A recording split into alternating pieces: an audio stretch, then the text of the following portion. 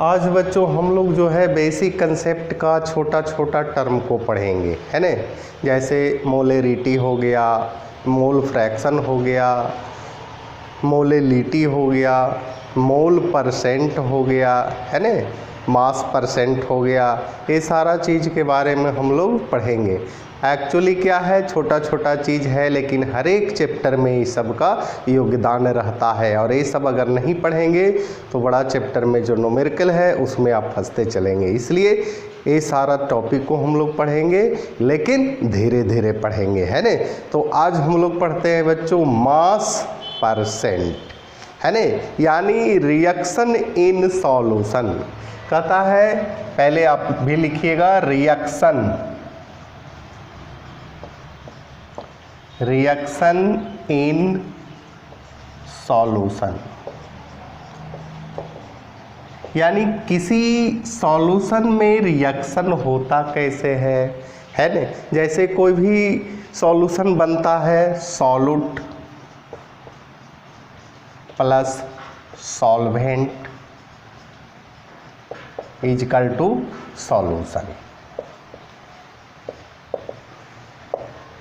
अगर कहता है बच्चों, मान लिया सॉल्यूट का परसेंट निकालना है तो क्या करेंगे, है ना। सॉल्यूट के मोलों की संख्या डिवाइडेड बाई टोटल, यानी सॉल्यूट प्लस सॉल्वेंट, और मल्टीप्लाई करेंगे 100 से, है ना। यानी आपसे पूछेगा इसमें कई टर्म है। पहला है मास पर सेंट और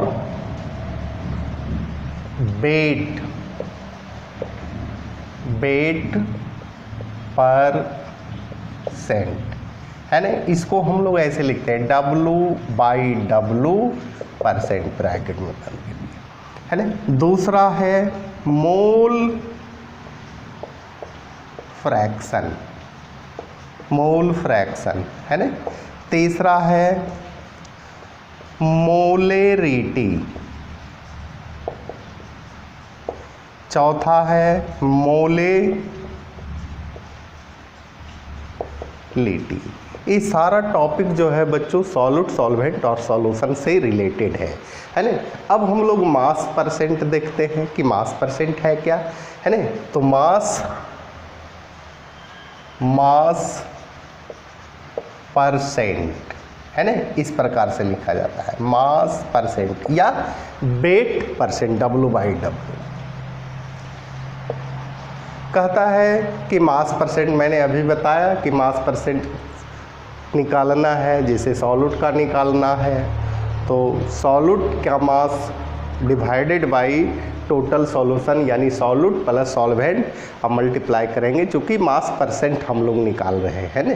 तो यहाँ लिखते हैं मास परसेंट, है ना, of solute, mass percent of solute. ठीक है बच्चों, मास परसेंट ऑफ सॉल्यूट बराबर क्या हो जाएगा, formula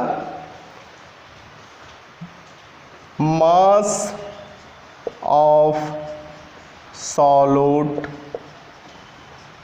divided by mass of solute plus mass of solvent, है ना। मास ऑफ सॉल्वेंट या सॉल्यूशन भी लिख सकते हैं, मास ऑफ सॉल्वेंट मल्टीप्लाई करेंगे 100 से। यही फॉर्मूला आपका हो गया बच्चों, ठीक है। अब इससे रिलेटेड कोई भी न्यूमेरिकल होगा, है ना, आसानी से बनेगा। जैसे है mass percent of solute is equal to mass of solute divided by mass of solute, और इसको ऐसे भी लिख सकते हैं मास परसेंट ऑफ सॉल्यूट बराबर क्या करेंगे, मास of solute divided by mass of solution, mass of solute divided by mass of solution और 100 से मल्टीप्लाई कर देंगे। ये दोनों में से कोई भी फार्मूला एक ही फार्मूला होता है, क्योंकि मास of solute plus mass of solvent बराबर मास ऑफ सॉल्यूशन। इसको नोट किया जाए बच्चों। तो बच्चों क्वेश्चन लिखा जाए इससे रिलेटेड, है ना।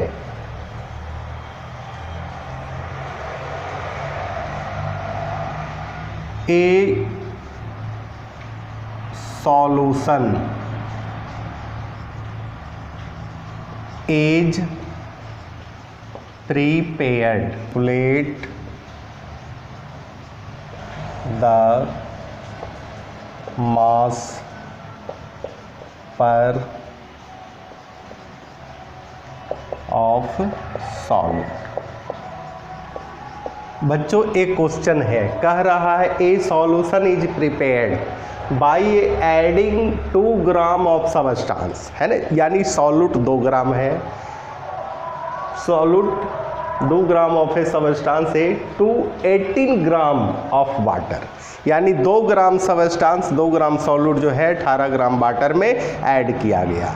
तो टोटल सॉल्यूशन क्या हो जाएगा, 2 + 18 = 20। तो कहता है कि calculate the mass percent of solute. Formula अभी तुरंत हम लोगों ने लिखा था बच्चों, यानी ए हो जाएगा सॉल्यूशन, है ना। मास पर सेंट = मास ऑफ सॉल्यूट, यानी मास ऑफ ए, है ना, सॉल्यूट भी लिख सकते हैं, divided by mass of A plus mass of water, multiply करेंगे 100 से, है ना। वैल्यू बैठा दीजिए, यानी हो जाएगा मास ऑफ ए 2 ग्राम दिया हुआ है, divided by mass of A 2 plus mass of water 18, multiply करेंगे 100 से, है ना। इसको फिर इस प्रकार से 2 डिवाइडेड बाय 18 + 2 क्या होगा 20 × 100, है ना। 20 से काट देते हैं, = 2 × 5 = 10%। यही हो गया आपका रिजल्ट। तो सिर्फ कंसेप्ट पर नज़र रखिए, न्यूमेरिकल आसान है ना। कंसेप्ट अगर क्लियर हो गया तो न्यूमेरिकल में कोई प्रॉब्लम नहीं होगा। तो बच्चों इसको नोट किया जाए, हम लोग मोल फ्रैक्शन पढ़ेंगे। अब बच्चों हम लोग मोल फ्रैक्शन देख लेते हैं। मोल फ्रैक्शन मीन्स क्या होता है, भिन्न। मोल से मोल का भिन्न, है ना। तो आप लिखेंगे मोल फ्रैक्शन। अब बच्चों हम लोग मोल फ्रैक्शन लिखते हैं। मोल फ्रैक्शन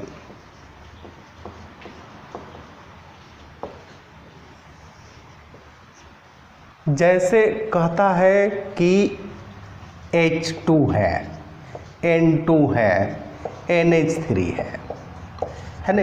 H2 जो है A मोल है, N2 है B मोल और NH3 है C मोल।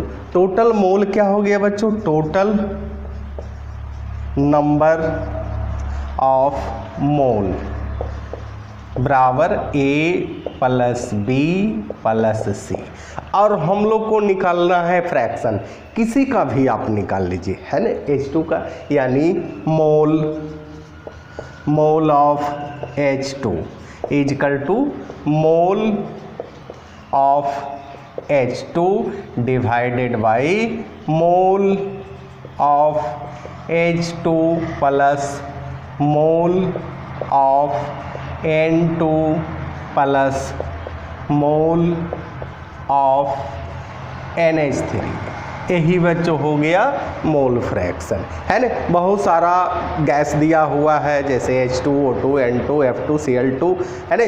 तो कहता है किसी का भी मोल फ्रैक्शन निकालना है, जिसका कहेगा वो रहेगा डिवाइडेड बाई टोटल मोलों की संख्या को ही हम लोग मोल फ्रैक्शन कहते हैं। तो बच्चों इसी के साथ रेगुलर क्लास, अनवरत प्रयास और हमेशा अभय सांडिल्या पर विश्वास कीजिए। धन्यवाद।